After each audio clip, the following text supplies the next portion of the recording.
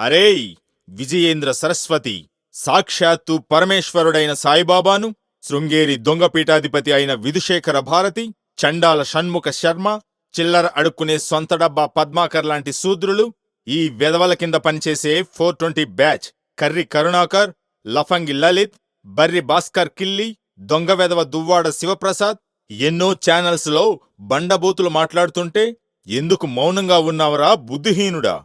నీకేమైనా చెవులు దుబ్బాయా?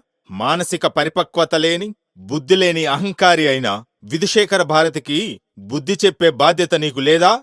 సాయిబాబా ఆదిశంకరులకు మించిన సిద్ధపురుషుడని తెలియని సుంటవా నీవు? నాకు ఏ సంబంధం లేదని నువ్వనుకుంటున్నావా? చండాలుడైన విధుశేఖర భారతి చేస్తున్న పాపం మీ శంకర పీఠాధిపతులందరికీ పట్టుకుంటుంది. నీకు పెద్ద బ్రోకర్గా ఉన్న చెత్త చాగంటి కోటేశ్వరరావు నీవు గొప్ప మహానుభావుడువని వంగి వంగి నమస్కారాలు చేస్తాడు. నువ్వు నిజంగా మహానుభావుడువేనా? ఒకసారి నీ అంతరాత్మను అడగరా అంటరాని దొంగబాపనోడా. సాయిబాబా విషయంలో విధుశేఖర భారతికి నీవు బుద్ధి చెప్పకపోతే సాయి భక్తులు నీకు కూడా బుద్ధి చెప్పవలసి వస్తుంది. సాయి భక్తుల చేత చెప్పు దెబ్బలు తినవలసి వస్తుంది. మీరంతా అద్వైతవాదులా, జగద్గురువులా, లంగా వెధవలు, దొంగ వెధవలు.